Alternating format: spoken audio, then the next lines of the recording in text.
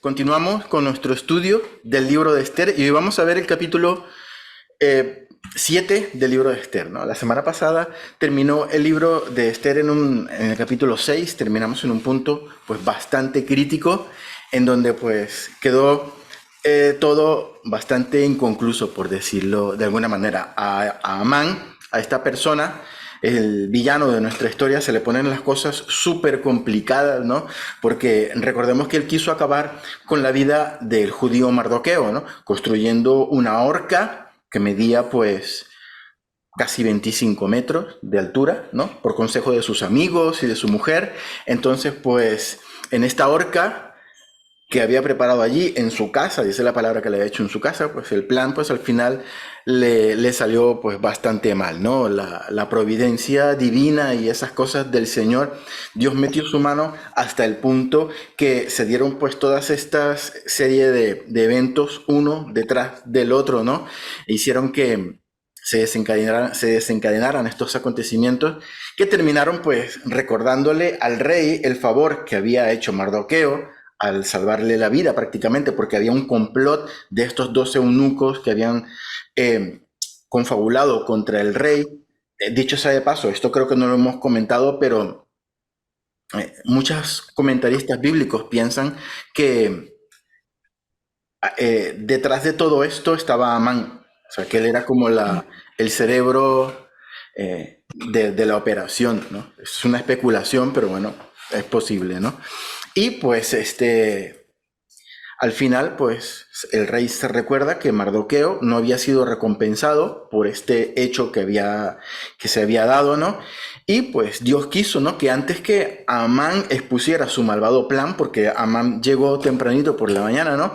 Fuese el rey mismo el que le preguntara, ¿no? A Amán qué honra tenía que recibir la persona. No, mami, no, por favor. ¿Qué honra tenía que recibir la persona que, eh, que iba a honrar el rey, ¿no?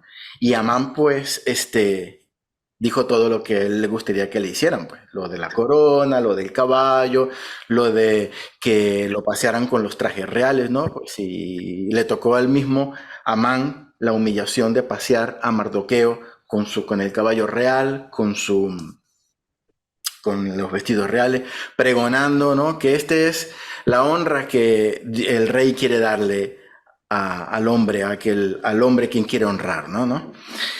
Y bueno, pues Amán dice la palabra que regresa a casa, a su casa con la cabeza cubierta, ¿no? De la vergüenza que tenía, ¿no? Completamente abatido. Le comenta a su mujer y a sus amigos todo lo que había ocurrido, ¿no? Esperando un poquito ese aplauso que tanto le gustaba a Amán por parte de su mujer y por parte de sus amigos, que le dijeran, no te preocupes, Amán, que tú eres poderoso, que tú tienes dinero, que tú tienes hijos y tú vas a salir de esta.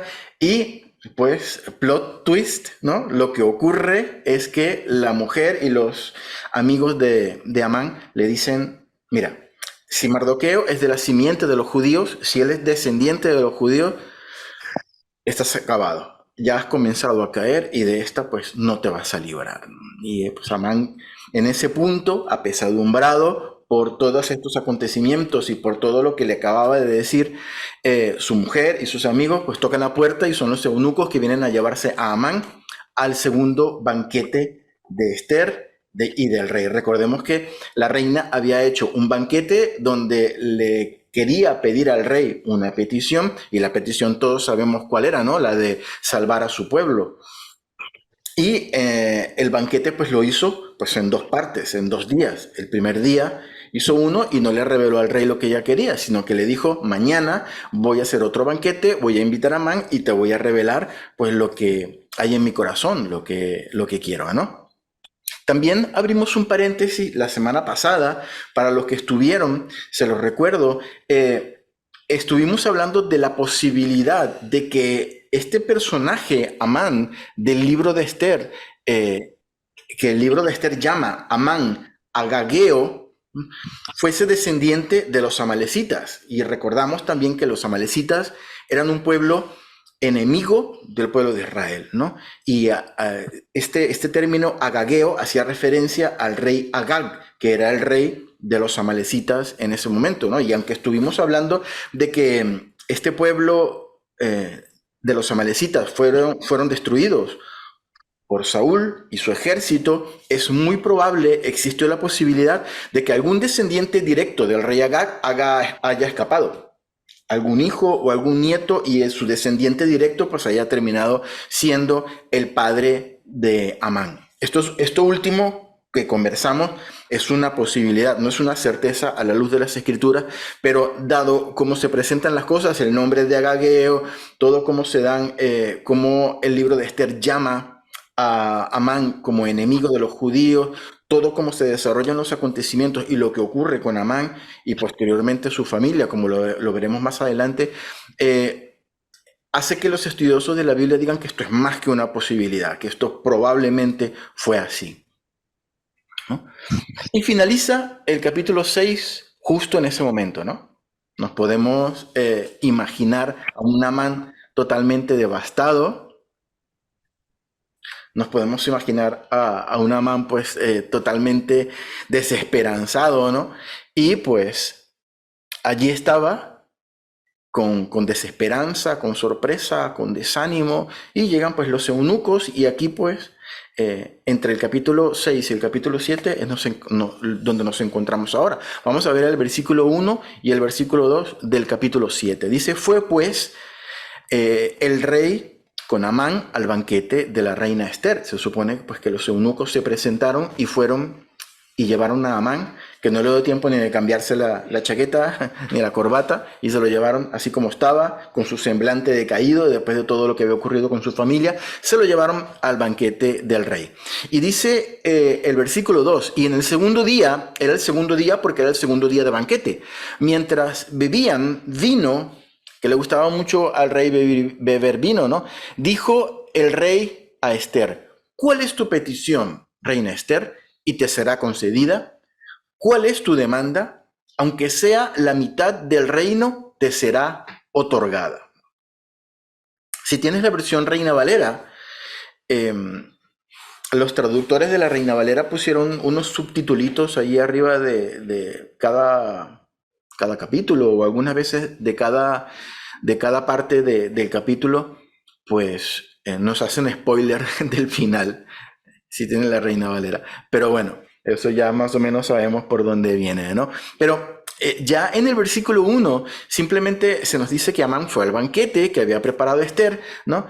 Y como nos encontramos en el segundo día del banquete, se supone que en este día ya la reina le va a decir o le va a explicar al rey, pues le va a exponer pues la demanda o la petición que tiene, ¿no? Esther había estado aguardándose esta petición, ¿no? Y ya llegó el segundo día donde se lo iba a revelar. Y en el versículo 2 vemos como el rey sigue cumpliendo ese deseo de darle a Esther de manera espléndida, ¿no? De darle pues todo lo que ella pidiese, ¿no? Incluso le dice, si quieres la mitad del reino, te lo doy, ¿no? Saludamos a Dana que se está conectando ahora.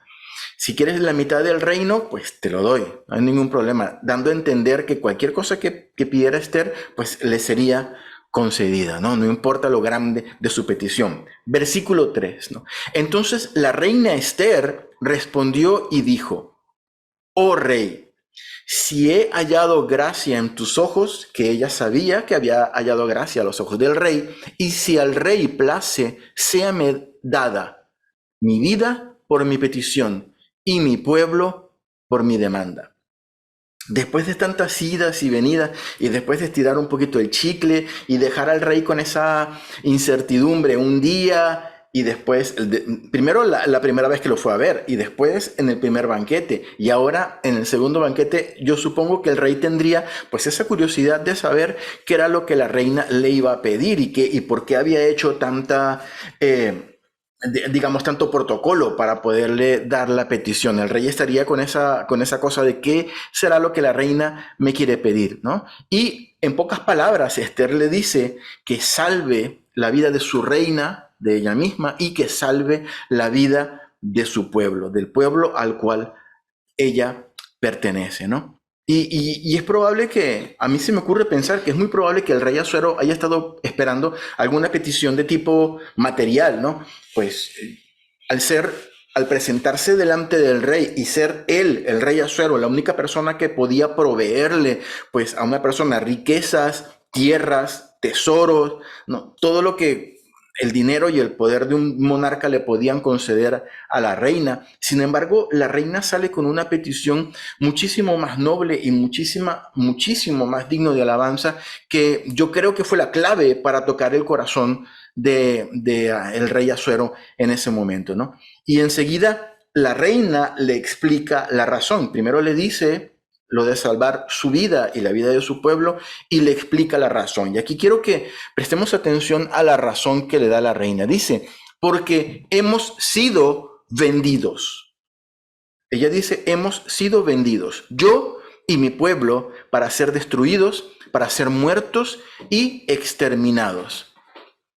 Si para siervos y siervas fuéramos vendidos, me callaría, pero nuestra muerte sería para el rey un daño irreparable. Sí, hermanos, si analizamos con detenimiento las palabras de Esther, cuando le dice al rey los motivos por los cuales ella y su pueblo van a ser sacrificados, yo creo que Esther elige cuidadosamente las palabras de una manera muy astuta y muy sabia. Fíjate lo primero que ella dice, porque hemos sido vendidos. Hemos sido vendidos. La palabra vendidos en el hebreo original hace referencia principalmente a una transacción comercial, ¿no? Al cambio que hay, al intercambio de un bien o un servicio por dinero, por divisas, por riqueza, ¿no? Y esa misma palabra, por ejemplo, la encontramos en Génesis, en capítulo 25 de Génesis, cuando Jacob le dice a su hermano, en esa famosa historia, de cuando su hermano llega de cazar y tiene mucha hambre y le dice, pues, véndeme tu primogenitura. Esa es la misma palabra que se utiliza allí. Es sencillamente una transacción comercial. Tú me das el potaje rojo ese rico que tú has preparado, yo te vendo la primogenitura, te lo intercambio por lo que yo quiero, ¿no? También en el libro de Génesis se utiliza esa palabra cuando se hace referencia. ¿Se recuerdan cuando Jacob tiene sus hijos y Jacob tiene un hijo favorito que es José, al cual le regala una túnica, y los hermanos pues tenían mucha envidia, y los hermanos un día se lo llevan ahí al desierto y lo venden a unos ismaelitas que estaban pasando, ¿no? A unos árabes que estaban pasando por allí? A José lo venden por 20 monedas de plata, dice la palabra. Pues ese lo vendieron es la misma palabra que utiliza la reina Esther cuando dice, nuestro pueblo ha sido vendido, yo y mi pueblo hemos sido vendidos. Simplemente una transacción comercial, ¿no? Y es lo primero que Esther hace énfasis. Esther dice, hemos sido vendidos, yo y mi pueblo. Y la Biblia no lo reseña, pero yo estoy seguro que en ese momento, cuando Esther dice, hemos sido vendidos, a Amán se le hace un nudo en la garganta. Recordemos que están allí comiendo, están todos sentados a la mesa y está Amán. Y cuando Esther dice, hemos sido vendidos, mi pueblo y yo, espera, a Amán se le comienza a hacer un nudo en la garganta y a tragar un poco grueso, o si estaba comiéndose ahí el pincho de cordero, se le atragantó, ¿no? Y empezó a tomar un poco de vino para pasar, ¿no? Y su único deseo probablemente en ese momento era que se lo tragara la tierra, ¿no? Se acaba de enterar que la reina del imperio persa forma parte del pueblo que él mandó a exterminar y selló con el anillo del rey. Y estaban comiendo allí todos en la misma mesa, ¿no? Pero Esther, tan astuta y tan sabia, lo primero que dice es, hemos sido vendidos, yo y mi pueblo. Yo miré en el hebreo original y en el hebreo dice yo y mi pueblo, o sea, se pone ella primero. Y yo creo que ella, esto que aparentemente es algo sin importancia, para mí es algo clave, que ella se ponga primero. ¿Por qué? Porque es una manera de decirle al rey, hey, rey Asuero, tú eres el monarca más grande del imperio persa, del imperio más grande que hay en este momento, ¿no? Y le han puesto precio a tu mujer, a la reina. La han metido dentro de una transacción comercial, ¿no? A la reina del imperio. La están ofreciendo como un producto comercial. Y tú no sabías nada de esto, ¿no? Y yo creo que esto fue un golpe bajo para el rey, ¿no? Y lo que sigue diciendo Esther remata, pues, el discurso. Dice, si nos hubiesen vendido para ser convertidos en esclavos, es decir, para ser convertidos en siervos, en siervas, yo no te estaría molestando, oh rey, ¿no? O sea, lo que quería decir es, no importa, si lo que tanto le importa a nuestros enemigos es el dinero, lo que podía conseguir vendiéndonos, o sea, y esto lo hubiese hecho vendiéndonos como esclavos, yo no te estaría molestando ahora en este momento, no te estaría pidiendo pues absolutamente nada, ¿no? Seguiríamos viviendo como siervos o como esclavos, incluso en vez de tener una reina, pues ibas a tener una sierva, pero nos están vendiendo por nuestra vida, ¿no? Aunque sea por dinero, yo no te hubiese molestado en ese sentido, ¿no? Pero en la última parte del versículo 4, hermanos, para mí es súper importante y quiero que nos detengamos un poco allí. Dice, Esther le dice, pero nuestra muerte sería para el rey un daño irreparable. La reina Esther sabía perfectamente vender su argumento, hermanos. Existe un contraste muy interesante entre las palabras de Amán en el capítulo 3, cuando intenta convencer o cuando convence al rey de exterminar a todo el pueblo judío, ¿no? Y en esta última frase, Esther intenta revertir lo que Amán dijo sin saberlo en su momento. Si recordamos, si vamos atrás algunos capítulos y vamos al capítulo 3, versículo 8, nos vamos a encontrar con el momento en el que Amán intenta convencer al rey de exterminar al pueblo judío. Dicho sea de paso, aquí nos damos cuenta que Amán nunca le dice al rey de qué pueblo se trata. Simplemente le dice en el versículo 8, hay un pueblo esparcido y distribuido entre los pueblos en todas las provincias de tu reino. Sus leyes son diferentes a las de todo pueblo, no guardan las leyes del rey. Y mira la última parte dice, y al rey nada le beneficia el dejarlos vivir. No hay beneficio en dejar vivir a este pueblo, ¿no? Amán conocía que el rey Asuero sabía que era fácil de convencer, ¿no? Y esgrimiendo estas razones lo podía convencer pues con cierta facilidad, ¿no?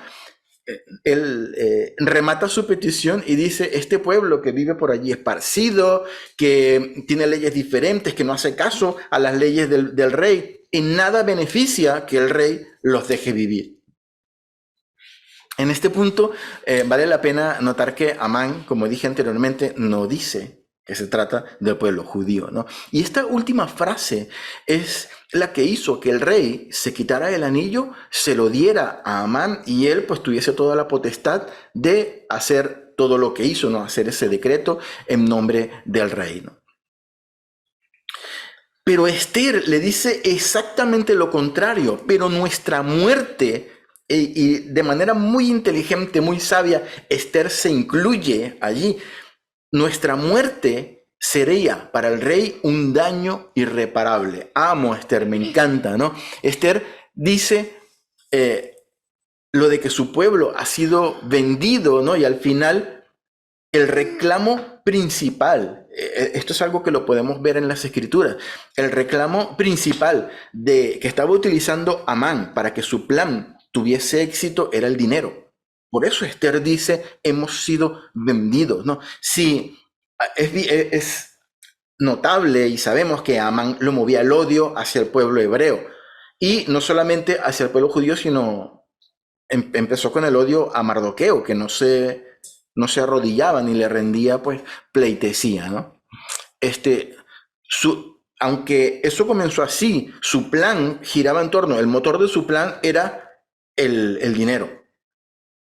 Si nosotros leemos en el capítulo 3 de Esther, en el versículo 13, dice, y fueron enviados después que él selló el edicto ese que él mismo escribió y selló con el anillo del rey, dice, y fueron enviados cartas por medio de correos a todas las provincias del rey, con la orden de destruir, matar y exterminar a todos los judíos, jóvenes y ancianos, niños y mujeres, en un mismo día, el día 13 del mes duodécimo, que es el mes de Adar. Y la última frase dice, y de apoderarse de sus bienes. De apoderarse de sus bienes. No, sí, la orden era de matar, de exterminar, pero la recompensa por matar no era matar por matar, aunque supongo que nunca falta el degenerado que mata por placer, pero la recompensa realmente era que cuando yo mataba a este, me quedaba con el botín de este hebreo, de la víctima, ¿no? Y cuando Esther le dice al rey que la muerte del pueblo judío iba a significar un daño irreparable para él, ¿no? Y por ende para el imperio persa, ella no estaba exagerando, ¿no? Ella no estaba simplemente diciendo esto porque era una frase dramática para poderle vender la idea al rey, ¿no? En primer lugar, la muerte de la reina iba a significar una pérdida terrible para el rey mismo, porque era su esposa, ¿no? Y ella, pues, al ser judía, pues tenía que pasar por este decreto, por este edicto, que era la muerte, ¿no? Y seguramente para el rey, Esther era una persona importante. Yo creo que el rey quería realmente a Esther. Para él, había un lugar en el corazón del rey muy importante para la persona de Esther, ¿no? Y pues ella quiso transmitirle esto al rey, ¿no? Y también hay algo importante, el hecho de que cualquier persona, porque fíjate que según el edicto, cualquier persona podía acabar con la vida de Esther, al ser Esther una judía, ¿no? Que cualquier persona pudiese acabar con la vida de la reina y quedarse con las riquezas de la reina, no iba a dejar para nada bien parado al rey delante, sobre todo delante de su conciencia y delante de los pueblos enemigos, ¿no? Imagínate que alguien venga a matar a tu esposa, que es la reina, y que tú no puedes hacer nada porque detrás de ese hecho hay un edicto que tú mismo has proclamado y que tú mismo no puedes abrogar porque los edictos de Persia no podían ser abrogados. Entonces tenías que dejar que una persona extraña matara incluso a tu reina y se quedara con el botín y tú no podías hacer absolutamente nada, ¿no? Era una cosa muy complicada lo que estaba ocurriendo en ese momento. Tú mismo has hecho esa ley, la has firmado tú con tu anillo, ¿no? Y por otro lado, el pueblo judío que se encontraba en las 127 provincias del imperio persa, seguramente era muy numeroso. Si nosotros nos recordamos lo que ocurrió en el primer capítulo de Éxodo, cuando José se queda viviendo, se recuerdan que José, conversamos que fue vendido, ¿no? Y se quedó allí, cerca de Egipto, ¿no? Pues ellos eran dos hermanos, tenían sus esposas, comenzaron a reproducirse, el pueblo comenzó a hacerse grande, ¿no? Y llegó un momento, dice el primer capítulo del Éxodo, que era tanta la gente que eran más que los mismos egipcios. Entonces, fíjate, los egipcios dijeron, pues esta gente son muy numerosos, ¿no? Y las mujeres hebreas decían que parían mucho, ¿no? Parían como conejas. Y hasta el punto de que el mismo faraón en Egipto dijo, vamos a enviar parteras egipcias para que asistan los partos de las hebreas y cuando tengan un varón, pues lo matamos, ¿no? Y quisieron hacerlo así, pero no pudieron porque era tanto lo que daban a luz y lo hacían.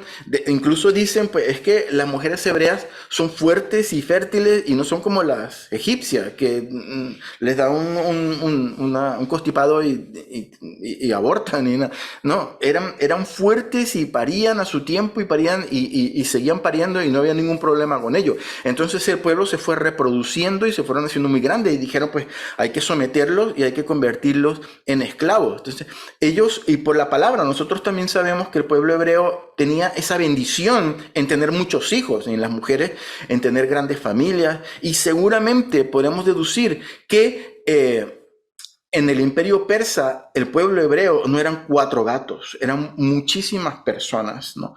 Y estaban bastante bien integrados en el tejido productivo de la sociedad, ¿no? Eran 127 provincias, ¿no? Y ellos tampoco se estaban viviendo como ocupas y de subvenciones y tal, vamos a vivir de lo que nos caiga por aquí. No, nada. Ellos formaban parte del tejido productivo del imperio persa, ¿no? Entonces imagínate Ellos eran comerciantes, eran pescadores, agricultores, incluso muchos formaban parte incluso del ejército persa, seguramente, ¿no?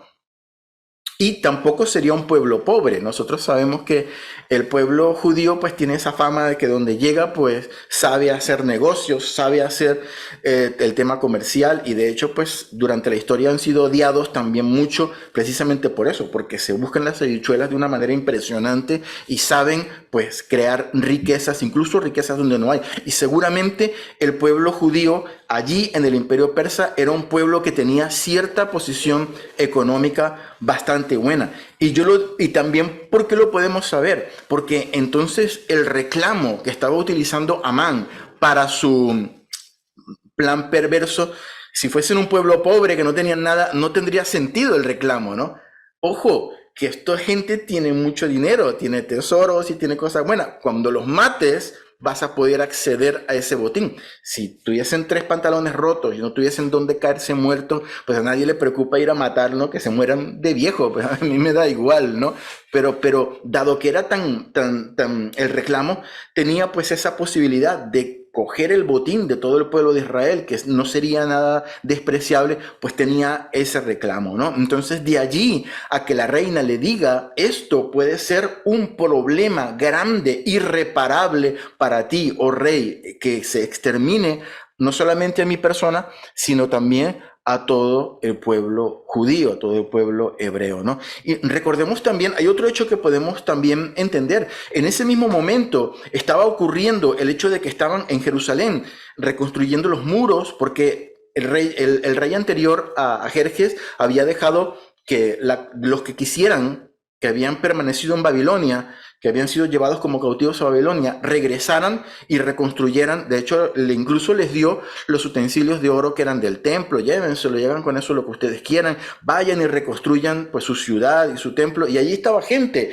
reconstruyendo poco a poco el templo y reconstruyendo los muros. Y Jerusalén pues estaba comenzando a florecer. Entonces, ellos tenían, el pueblo hebreo que vivía en el imperio persa, tenía una razón para irse y dejar todo lo que tenían. Pero curiosamente vemos que no fue así, que mucha gente seguía viviendo allí porque estaban muy integrados en el tejido productivo de la sociedad, tenían su familia, tenían sus riquezas, tenían sus cosas.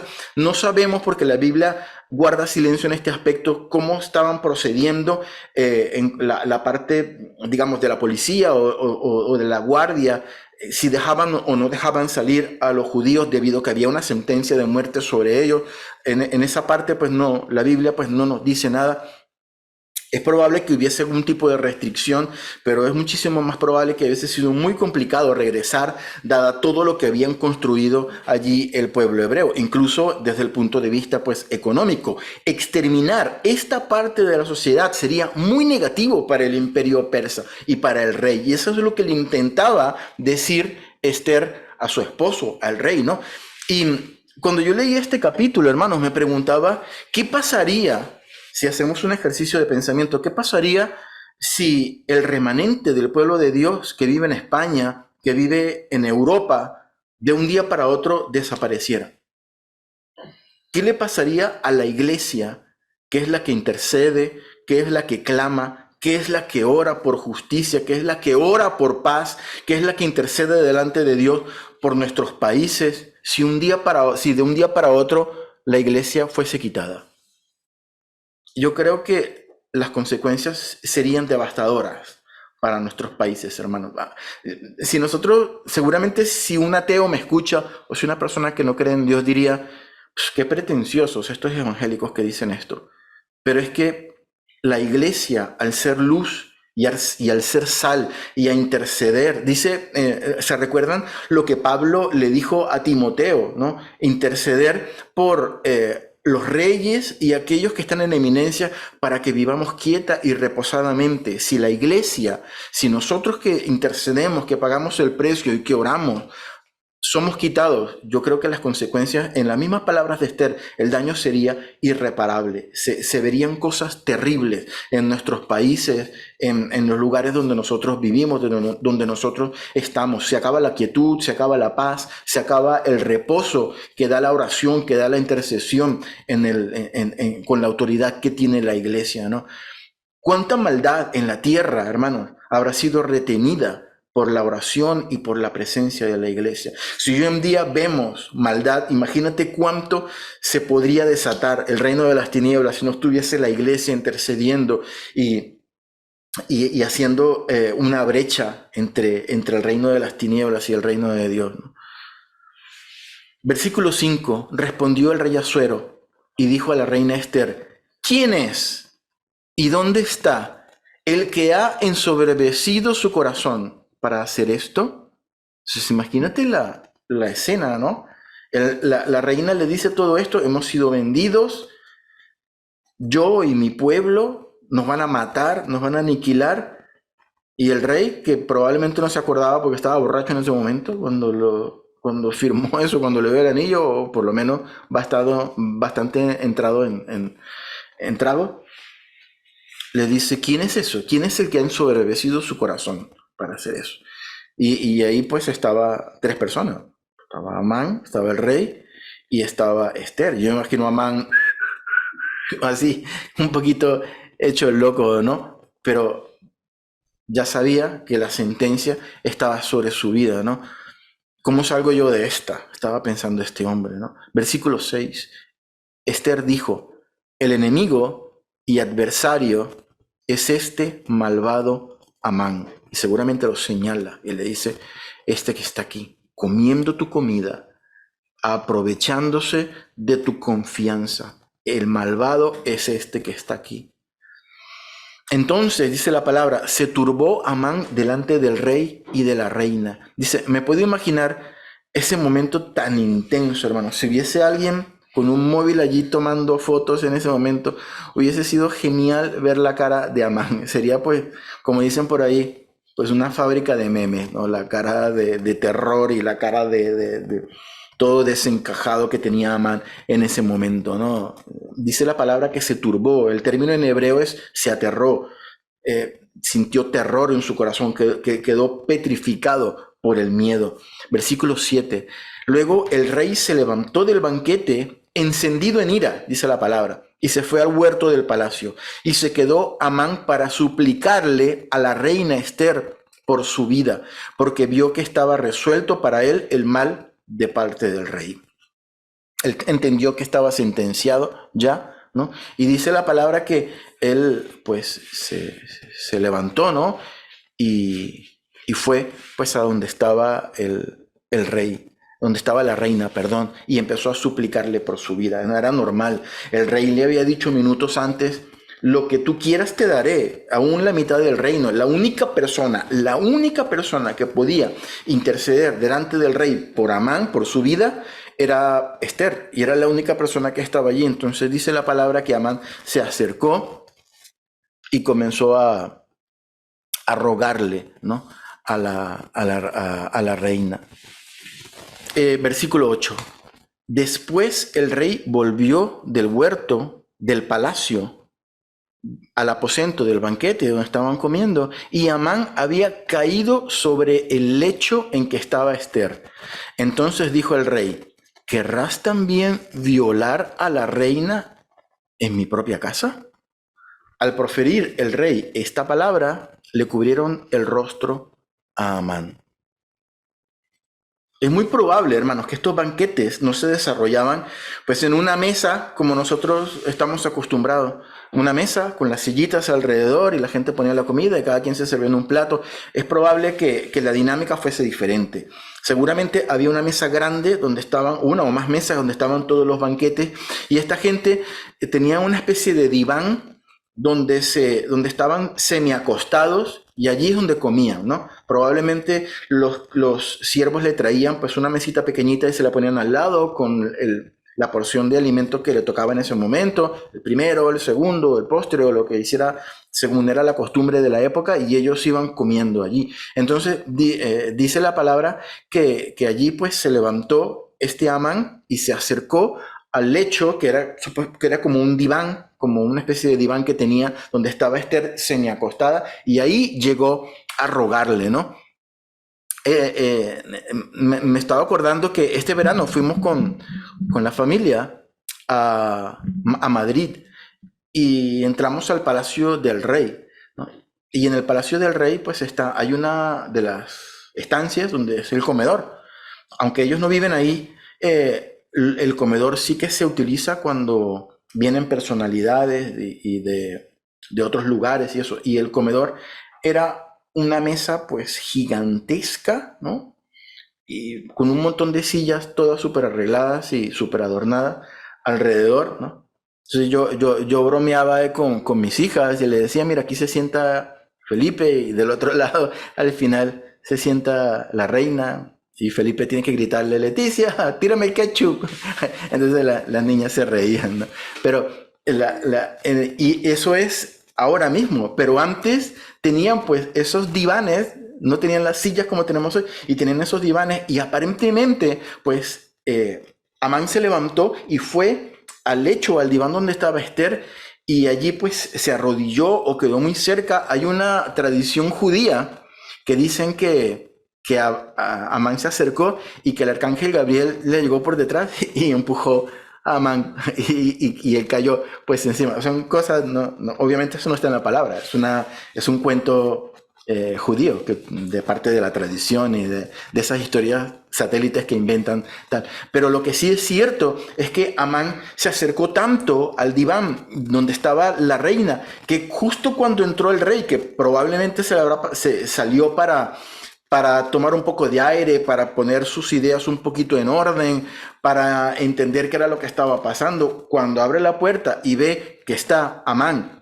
prácticamente sobre la reina, pensó que la estaba intentando violar y dice, pues esta es la gota que colma el vaso. No solamente me traiciona, no solamente pues tomas ventaja de tu posición, de la confianza que yo te he dado, sino que en mi propia casa intentas violar a mi reina. Y no había terminado de decir estas palabras cuando dice la palabra que ya llegaron unos y le taparon la cara, le pusieron un trapo y se lo llevaron, ¿no? Eso era signo de que ya era un reo de muerte, de que ya estaba condenado y que iba hacia su ejecución, ¿no?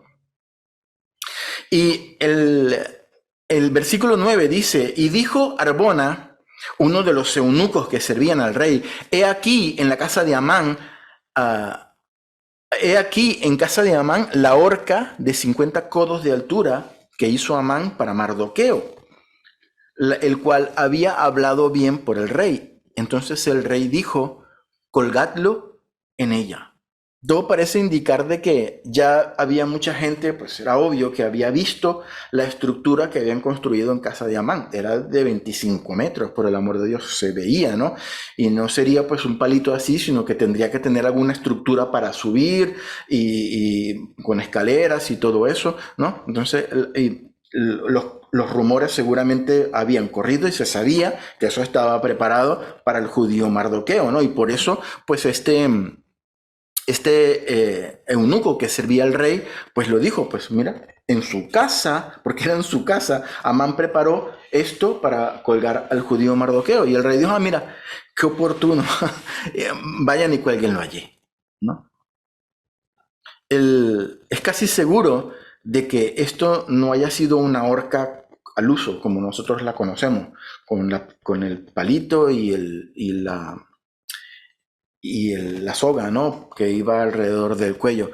Lo más seguro, y era lo que se estilaba en ese tiempo, es que allí la gente la colgaba, pero no la colgaban del cuello. Era una estructura que terminaba en un palo fuerte y puntiagudo, en donde la gente la empalaban allí, pues la metían como una brocheta de Amán. Entonces, obviamente, pues era mucho más cruento, mucho más doloroso, pero también mucho más humillante y pues mucho más terrible, ¿no? O sea, el hecho de que se recuerdan que tenía 24, 25 metros de altura, eso lo hacían así porque era importante que lanzara un mensaje, ¿no? De la misma manera que a Jesucristo lo crucifican y los romanos practicaban la crucifixión allí en un monte a las afueras de la ciudad, en el monte de la Calavera, del Calvario, ¿no? Pues para que todo el mundo que entraba y salía de la ciudad viera eso, ¿no?